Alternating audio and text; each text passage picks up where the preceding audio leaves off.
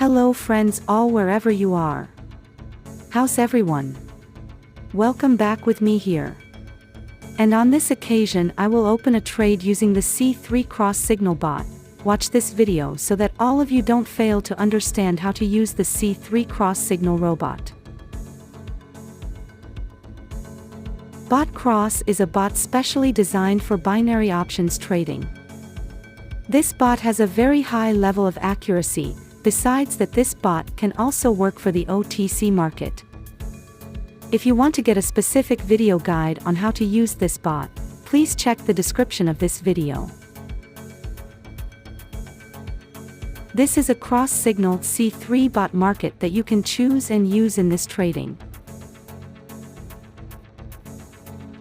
The pocket option market I chose in this trade. Make sure the market you choose is available on the market cross signal C3 bot, then you match it with the pocket option market you choose. Bot C3 cross signal time frame that you can use in trading this time. Here I use a 5-minute time frame.